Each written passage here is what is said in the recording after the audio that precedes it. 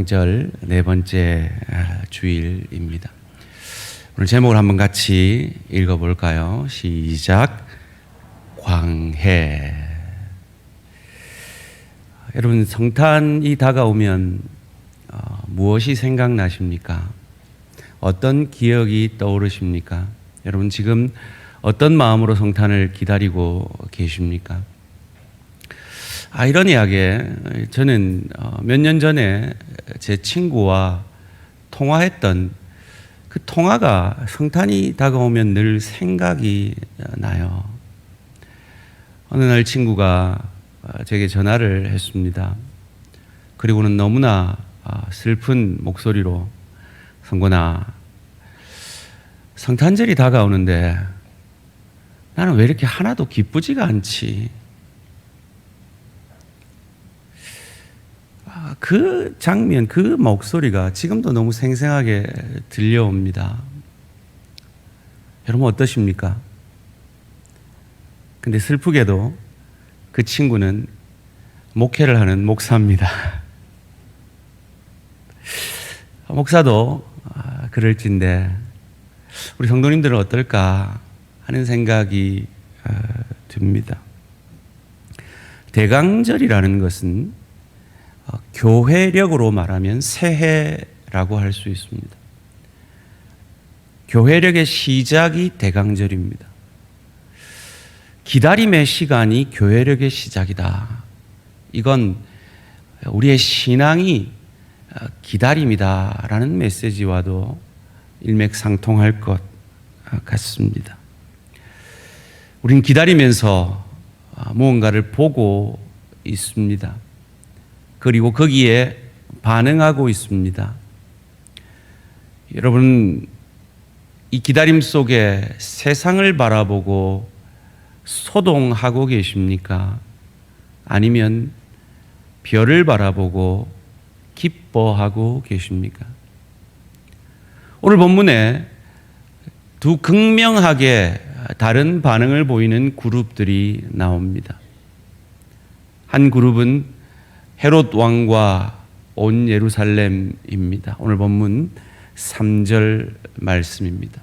헤롯 왕과 온 예루살렘이 듣고 소동한지라. 무슨 소리를 들었습니까? 이스라엘의 왕으로 나신 이가 누구뇨? 라는 말을 동방박사들로부터 들었습니다.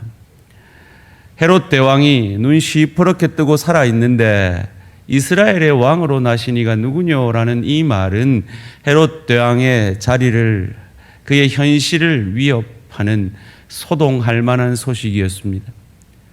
왕이 누구냐에 따라서 자기 기득권이 달려있는 온 예루살렘이 그 소식에 소동하였습니다.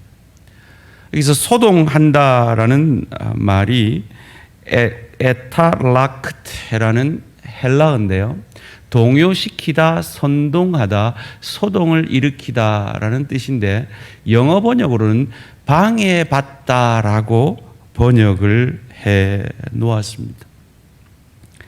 하늘에는 영광이요 땅에서는 기뻐하심을 입은 사람들 가운데 평화로우신 주님이 우리 안에 계시고 그 평화를 우리에게 약속하셨는데, 혹 지난 한 주간에 여러분 무언가에 의해 그 평화와 그 기쁨을 방해받고 있지는 않으셨습니까? 그런데 또 한 그룹은 동일한 소식을 통해서 기뻐하고 있습니다. 오늘 보면 10절 말씀입니다. 그들이 별을 보고 매우 크게 기뻐하더라. 여기서 기뻐하더라 라는 원문은 에카레산 카란이라는 뜻이에요. 기쁨으로 기뻐함을 입었다라는 아주 기교적 표현인데요, 그 기쁨이 얼마나 크고 놀라웠는지를 우리에게 잘 보여주고 있습니다. 이 성탄의 소식에 어떤 그룹은 소동하였고 어떤 그룹은 기뻐하고 있었습니다. 여러분은 어떤 그룹에 속하고 계십니까? 여러분, 성탄을 준비하며 성탄을 기다리며 기뻐하고 계십니까? 아니면 소동하고 있습니까? 그 소동함으로 여러분의 기쁨이 방해받고 있습니까? 여러분의 평화가 무엇 때문에 방해받고 있습니까? 여러분, 최근에 고개를 들어 하늘을 보고 별을 보신 기억이 언제십니까? 제가 어제 한양아파트에 제 차를 밤에 넣어놓고 돌아오면서 문득 오늘 설교가 생각이 나서 오랜만에 하늘을 들어 별을 찾아보려 했습니다. 참 찾기가 어렵더라고요. 제가 어머니를 뵈러 누나가 목회하는 경남 고성에 가서 하늘을 보면 별이 보이더라고요. 왜 그곳에서 보이는 별은 이곳에서는 잘 보이지 않는 것일까요? 제가 무식해가지고요, 이 부산은 공해가 심해서 그렇고 이 고성은 공기가 맑아서 그렇다고 생각했는데, 그런 원인이 없을 수는 없겠지만 그게 주 원인이 아니고요, 그 원인은 딴 데 있대요. 오늘 설교 제목이 뭐죠? 광해에 있대요. 광해라는 말은 조선시대 왕이 아니고요, 빛의 방해. 국어사전에 보면 이렇게 되어 있습니다. 도시에서 네온 사인이나 야간 조명 등의 빛으로 인하여 받는 영향이라고 되어 있습니다. 제가 지금 사진을 2장 보여드릴 텐데요. 첫 번째 사진은 도시에서 찍은, 동일한 시간에 찍은 하늘 사진입니다. 근데 동일한 시간에 시골에서 찍은 사진이 또 이것입니다. 별이 보이십니까?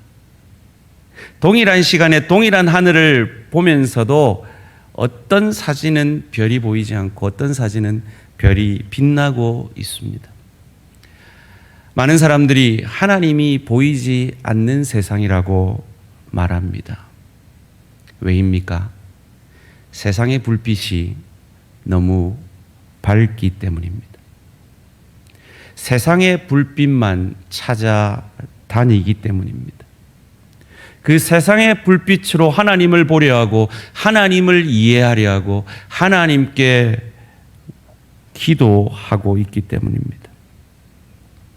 별을 보이고 안 보이고는 사실 우리 인생에 크게 문제는 되지 않습니다. 그러나 하나님이 보이지 않는다면 그건 우리 인생의 큰 문제입니다.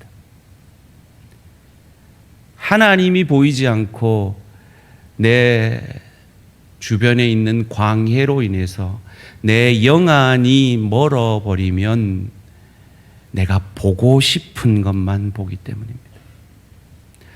하나님으로부터 귀가 닫혀버리고 내 영적 귀가 막혀버리면 내 속에 있는 소리만 우리는 듣습니다. 세상의 소리만 듣게 됩니다. 사단의 소리만 듣게 됩니다. 시험에 든 사람들이 보통 이런 증상을 보입니다. 목회자가 아무리 얘기해줘도 그 말이 귀에 안 들립니다. 지체들이 아무리 얘기해줘도 그 말이 귀에 안 들립니다. 아무리 좋은 설교를 들어도 그 말이 귀에 안 들립니다. 광해 때문에 자기 세계에 갇혀서 자기 안에서 나오는 그 분노의 소리만 듣습니다. 그 미움의 소리만 듣습니다. 그 원망의 소리만 듣게 됩니다. 심각하게 문제가 되는 것입니다. 메시아가 세상에 왔음에도 세상의 광해 때문에 메시아를 세상은 알아보지 못했습니다. 왜요? 당시 이스라엘 백성들은 그들의 광해, 오실 메시아가 와서 저 로마의 압제로부터 우리를 구원해 줄 멋진 30대의 왕으로 오실 거라고 생각했습니다. 이 30대라는 말은 가장 힘이 센 존재기에 제가 덧붙인 겁니다. 그런데 메시아가 어떤 모습으로 오셨습니까? 아기의 모습으로, 가장 연약한 아기의 모습으로 오셨기에 광해로 인해 그들의 기대가 채워지지 않았기에 그 누구도 아기 예수를 메시아로 알아보지 못했습니다. 그런데 그 순간에도 그 광해 속에서도 메시아 그리스도 예수를 알아보았던 사람이 있습니다. 원래 제가 설교 제목을 광해라고 짓진 않았고요. 세례 요한과 목자와 동방 박사들의 공통점이라고 지었거든요. 여러분, 이 세 사람의 공통점이 뭔지 아시겠습니까? 이들은 다 광야의 사람들이었고 광야에 있었기에 그들에게 광해가 없었기에 오실 메시아를 알아보았고 오신 메시아를 가장 먼저 가서 축하해 주었고 가장 먼저 황금과 유향과 몰약의 예물로 그들을 경배했던 그 사람들은 광해를 피해 광야에 머물었던 사람들이라는 것입니다. 이 광야가 왜 필요한가를 누가는 사도행전 7장에서 아주 재미있게 이렇게 표현을 합니다. 사도행전 7장 37절 38절 말씀입니다. 이스라엘 자손에 대하여 하나님이 너희 형제 가운데 나와 같은 선지자, 메시아죠, 나와 같은 선지자를 세우리라 하던 자가 곧 이 모세라. 시내산에서 말하던 그 천사와 우리 조상들과 함께 광야교회에 있었고 또 살아있는 말씀을 받아 우리에게 주던 자가 이 사람이라. 광야교회라는 아주 재밌는 표현을 합니다. 광야에 무슨 건물이 있습니까? 무슨 예배당이 있습니까? 그런데 그곳을 광야교회라고 누가는 표현하고 있습니다. 건물도 없었지만 하나님의 인도하심이 있었기에 아무것도 보이지 않았기에 하나님을 볼 수 있었기에 그리고 그 하나님께서 그들의 기대와 다른 불기둥과 구름기둥으로 인도하심을 경험할 수 있었기에 그곳을 광야교회라 누가는 말하고 있는 것입니다.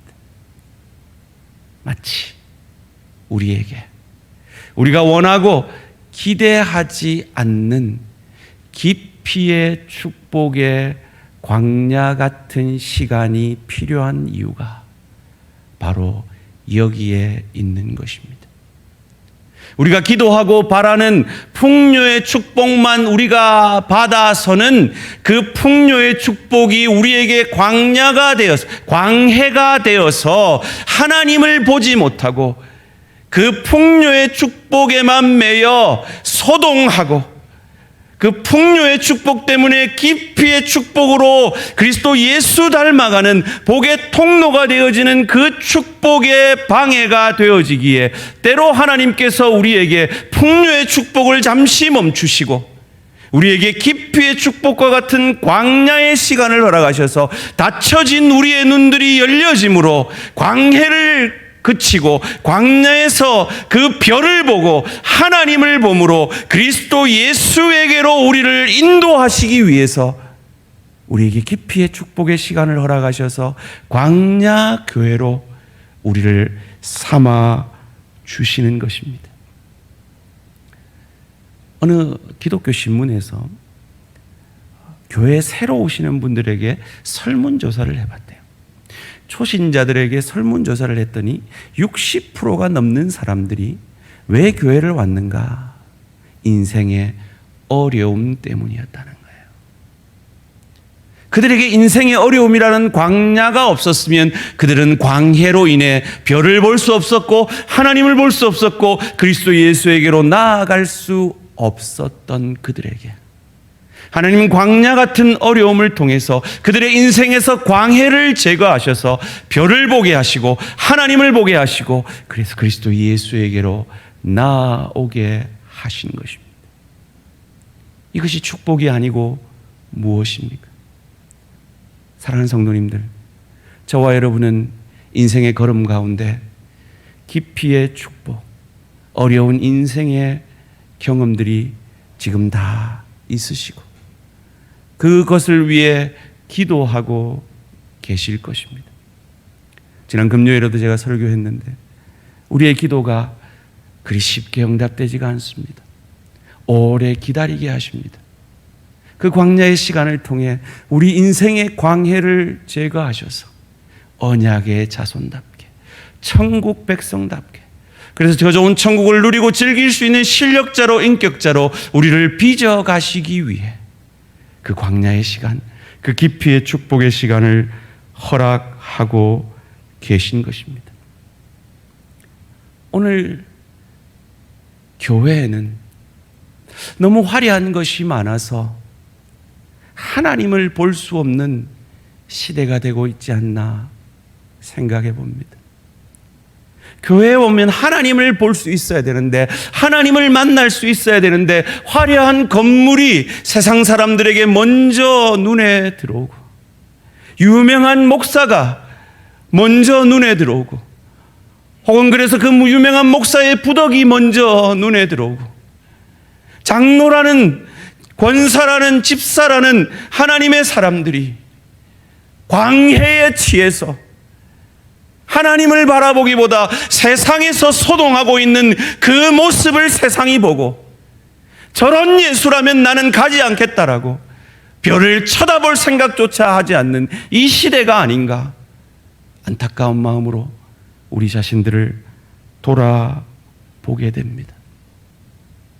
하나님은 우리의 인생에서 광해를 제거하셔서 그리스도 예수의 형상까지 자라가며 품고 사랑하고 나 자신을 증명하는 인생이 아니라 나의 나됨을 통해 내 가족이 유익을 얻고 내 동료가 유익을 얻고 내 지체가 유익을 얻게 되어지는 예수 닮은 복의 통로, 은혜의 통로로 우리를 쓰시기 원하여, 그래서 저 좋은 천국을 누리고 즐길 수 있는 실력과 인격의 하늘 상급을 주시기 위해 광야 같은 우리의 깊이의 축복의 시간을 허락하셔서 우리 인생의 광해를 제거하시는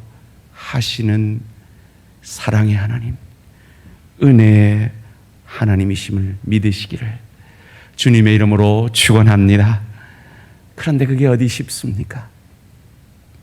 그거 좋아하는 사람이 누가 있습니까? 위대한 이스라엘의 지도자 모세도 그게 싫었어요.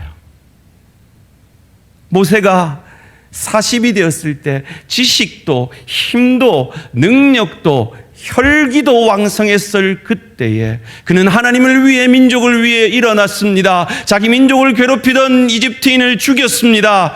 그런데 그것이 발각되고 그는 애굽에서 먼 동쪽 미디안 광야로 숨어 들어가게 됩니다. 깊이의 축복의 시간이죠. 40년이나 그는 하나님께 잊혀진 것 같습니다. 하나님은 자기 기도를 듣지 않으시는 것 같습니다. 그래서 다 내려놓게 됩니다. 잊혀진 것 같은 그 촌도에게 하나님이 찾아오십니다. 그런데 그것이, 그 깊이의 시간들이 모세는 마음에 들지 않아서 그 하나님께 이렇게 퉁명스럽게 반응을 합니다. 출애굽기 3장 10절 11절입니다. 이제 내가 너를 바로에게 보내어 너에게 내 백성 이스라엘 자손을 애굽에서 인도하여 내게 하리라. 얼마나 바랬던 것입니까? 그런데 모세는 뭐라고 반응합니까? 모세가 하나님께 아뢰되 내가 누구이기에 바로에게 가며 이스라엘 자손을 애굽에서 인도하여 내리까. 그 깊이의 축복의 시간 가운데 너무 지쳤다는 겁니다. 나는 이제 그럴 용기도 힘도 마음도 없을 만큼 지쳤다는 겁니다. 마치 우리가 하나님 더 이상 기도할 힘도, 더 이상 기다릴 시간도, 더 이상 감당해낼 자신도 없습니다 라고 퉁명스럽게 우리의 깊이의 축복의 시간에 반응하듯이 말이죠. 그런데 하나님 포기하지 않으십니다. 그 별명이 영원이신 하나님이 출애굽기 4장에서 이렇게 말하고 있습니다. 출애굽기 4장 19절 말씀입니다. 함께 읽습니다. 시작. 여호와께서 미디안에서 모세에게 이르시되 애굽으로 돌아가라. 내 목숨을 노리던 자가 다 죽었느니라. 하나님이 너를 쓰겠다 하십니다.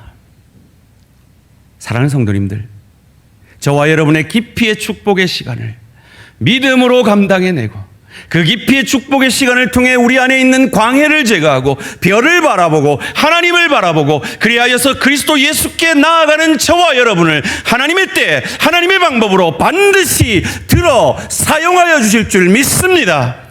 그 시간에는 나 잘난 맛에 내 힘으로 내가 이 일을 한다라고 하지 아니하고 상처받은 치유자로 이웃을 품에 안을 수 있는 넉넉한 하나님의 사람으로 모세처럼 사용하여 주실 줄 믿습니다.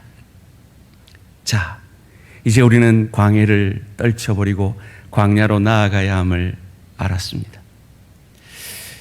저는 이 광야에는 두 종류가 있다고 생각합니다. 한번 따라해 보실래요? 강권적 광야, 자발적 광야.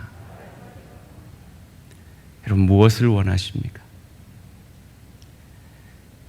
강권적으로 여러분 기도 제목 생겨야 광야의 기도의 자리로 나오시겠습니까? 아니면 자발적으로 말씀 앞에 의에 줄이고 목마른 마음으로 내게 있는 광야를 버리고 제거하고 기도의 자리로, 훈련의 자리로, 말씀의 자리로, 교제의 자리로 나오시겠습니까? 고급 전문 용어로 이 말을 이렇게 말합니다. 저를 한번 따라해 보실래요? 맞고 할래, 그냥 할래. 제가 점체 안 쓰는 전문 용어입니다. 하나님은 저와 여러분을 우리 자신이 사랑하는 것보다 더 사랑하십니다. 우리가 자발적 광야로 나오지 아니하면 하나님은 우리에게 깊이의 축복을 강권적 광야 속에서 허락하실 것입니다. 제가 그렇다고 여러분한테 수도원을 가라든지 기도원에서 살아라는 얘기가 아닙니다. 참 경건은 그것이 아니거든요. 참 경건이 무엇인지를 누가복음 2장 25절에 시몬이라는 사람이 잘 보여주죠. 예루살렘에 시몬이라는 사람이 있으니 이 사람은 의롭고 경건하여 이스라엘의 위로를 기다리는 자라 성령이 그 위에 계시더라. 이 경건이라 하는 이 단어를 원문에 찾아보니까 유세베이아라는 단어예요. 이 번역을 하면요, 유라는 단어는 좋은, 잘이라는 뜻이고요, 세베이아라는 뜻은 섬김이에요. 참 경건은 뭔지 아세요? 잘 섬기는 거예요. 그래서 제가 우리 대한 가족들에게 1인 1사역 하자, 잘 섬기자, 그것이 경건, 그리스도 예수의 형상까지 자라가는 가장 좋은 축복의 시간들이기 때문입니다. 시므온이 그랬습니다. 그는 본향을 향하여 본향을 바라보는 사람이었습니다. 그러나 그는 현실을 섬김으로, 찬양으로 감당해낸 사람입니다. 누가복음 2장 28절 29절 말씀입니다. 시몬이 아기를 안고 하나님을 찬송하여 이르되 주제여 이제는 말씀하신 대로 종을 평안히 놓아주시는도다. 종을 평안히 놓아주시는도다. 얼마나 아름다운 얘기입니까? 하나님 앞에 온전히 붙들림 받아서 경건, 유익게 하는, 잘 섬기는 그 삶을, 찬양하는 그 삶을 살아내는 복된 인생. 참 경건이 무엇인지를 이 시므온의 고백을 통해 예수님의 부모들의 반응을 보면 우리는 알 수 있습니다. 누가복음 2장 23절 말씀입니다. 그의 부모가 그에 대한 말들을 놀랍게 여기더라. 시므온은 자기 경건, 자기 거룩에 빠져서 자기 자신만 증명하는 인생이 아니었습니다. 자기의 경건, 자기의 종교적인 모습을 통하여서 그의 부모에게 놀랍게 여김을, 원문으로 보면 감동을 받았더라, 경이로워했더라. 참 경건은 나의 나됨을 통해, 섬김을 통해 상대방이 경이로워하는 겁니다. 감동을 받게 하는 것입니다. 사랑하는 성도님들, 여러분의 신앙의 걸음, 여러분의 신앙의 열심을 통해 가정에서, 일터에서, 주회교회에서 여러분 어떤 결과를, 어떤 감동을 주고 계십니까? 참 경건은 자기를 증명하는 것이 아닙니다. 내가 이런 열심히 있는 신앙인이라는 걸 증명하는, 거기서 그치는 것이 아닙니다. 그것을 통해, 나의 나됨을 통해 내 가족이 유익을 얻고 내 동료가, 내 지체가 유익을 얻게 되어지는 것입니다. 그것을 야고보서 1장 26절 27절은 이렇게 잘 표현합니다. 누구든지 스스로 경건하다 생각하며 자기 혀를 재갈 물리지 아니하고 자기 마음을 속이면 이 사람의 경건은 헛것이라. 무슨 말입니까? 자기 입술로 자기 존재만 증명하고 그래서 그것으로 상대를 아프게 하면 그 경건은 아니라는 것이요. 하나님 아버지 앞에서 정결하고 더러움이 없는 경건은 곧 고아와 과부를 그 환난 중에 돌보고 또 자기를 지켜 새 속에 물들지 아니하는 그것이니라. 참 경건은 잘 섬김을 통해, 나의 나됨을 통해 유익게 하는 것입니다. 마치 고아와 과부와 같이 헐벗은, 벌거벗은 우리에게 가죽옷을 입혀주시기 위해 하늘 보좌를 버리고 이 땅에 아기의 모습으로, 벌거벗은 아기의 모습으로 짐승의 밥통에, 짐승 같은 이기적인 우리의 밥이 되어주시기 위해 벌거벗은 모습으로 오셔서 우리에게 가죽옷을 입혀주신 그 주님의 은혜가 우리에게 먼저 임했기에 우리도 헐벗은 고아와 과부를 돌보기 위해 사랑의 헌금을 이 겨울에 입지 못하고 따뜻하지 못한 내 이웃과 내 지체를 위한 사랑의 헌금을 저희 교회가 하기를 원하는 것이고, 복음을 몰라 헐벗은 저 해외의 시골의 개척교회에 죽어가는 영혼들에게 우리에게 가죽옷을 입혀주신 그 주님의 은혜에 감사하여 우리도 그들에게 가죽옷을 입혀주기 원하여 다음 주일에 내년도 선교 헌금을 작정하는 이유인 것입니다. 광해 속에 있으면 그들의 어려움이 보이지 않습니다. 그들의 필요가 보이지 않습니다. 하나님의 마음이 보이지 않습니다. 그런데 우리의 인생의 광해를 제거하고 광야 가운데 보면 빛이 보입니다. 별이 보입니다. 하나님의 뜻이 보입니다. 하나님이 내게 무엇을 원하시는지 보게 됩니다. 소원합니다. 이 성탄의 계절에 우리의 인생에서 광해를 제거하고 하나님의 뜻 앞에 우리 자신을 드리는 저와 우리 모든 성도님들 되시기를 주님의 이름으로 축원합니다. 광야에는 두 종류가 뭐가 있다고요? 강권적 광야와 자발적 광야.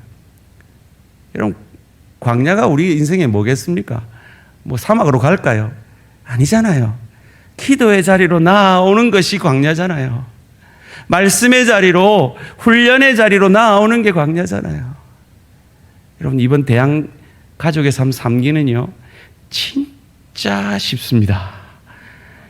이 기회를 놓치시면 다시 어렵게 갑니다. 꼭 신청하시기 바랍니다. 놀랄 만큼 쉽습니다. 시간 없어도 할 수 있습니다. 교회 안 나와도 할 수 있습니다. 하게 만들어 드리겠습니다. 훈련의 자리로, 광야의 자리로 나아오십시오. 2주 뒤면 연말을 앞두고 마지막 5일 동안 저희 교회는 늦은 비 새벽 기도를 합니다. 월남 이상재 선생님이 이런 유명한 말을 했죠. 우리 민족은 매사에 유시 유종이 드무어. 제가 이게 머리도 별로 안 좋고 공부도 별로 잘 못했는데 왜 이 말은 그때 외운 이건 잊혀지지 않는가 몰라요. 제가 유시 유종이 드문 사람이라 그런 것 같아요. 근데 여러분, 끝을 잘 맺으면 다 잘하는 겁니다. 새벽기도 안 나오시더라도 마지막 한 주간 나오시면 하나님이 감동하실 겁니다. 광야로 나오십시오. 기도의 자리로 나오십시오. 여러분의 골방의 기도의 자리로 나아가십시오. 큐티의 자리로 나아가십시오. 그래서 주님을 만나십시오. 주의 뜻 앞에 여러분의 것을 내려놓으십시오. 광해의 눈먼 여러분의 욕심을 내려놓으십시오. 광해의 눈먼 여러분의 감정을 내려놓으십시오. 그리고 하나님의 마음 앞에 여러분의 마음이 녹아져서 별을 보고 주께로 인도된 광야의 사람들의, 목자들의, 세례 요한의, 동방 박사들의 축복이 저와 우리 모든 성도님들의 것이 되기를 주님의 이름으로 축원합니다. 이 시간 결단의 기도 드리시겠습니다. 여러분의 광해는 무엇입니까? 하나님이 정말 여러분을 사랑하시기 때문에 여러분의 그 광해 속에 계속 있으시면 하나님은 강권적으로 여러분을 광야로 밀어 넣으실 것입니다. 왜냐하면 여러분이 여러분 자신을 사랑하는 것보다 하나님은 여러분을 더 사랑하시기 때문입니다. 이 땅에 생이 다라면 그냥 사셔도 됩니다. 그러나 우리는 이 짧은 하루살이 같은 생애를 마치면 저 좋은 천국을 누리고 즐기게 될 것입니다. 하나님은 그것을 더 많이, 더 잘 누리는 사람으로 준비시키기 위해 오늘 저와 여러분의 생명을 연장시키고 계십니다. 광야로 나아가야 합니다. 하나님을 만나야 합니다. 하나님의 뜻 앞에 내 광해를 제거해야 합니다. 결단의 기도 드리시겠습니다.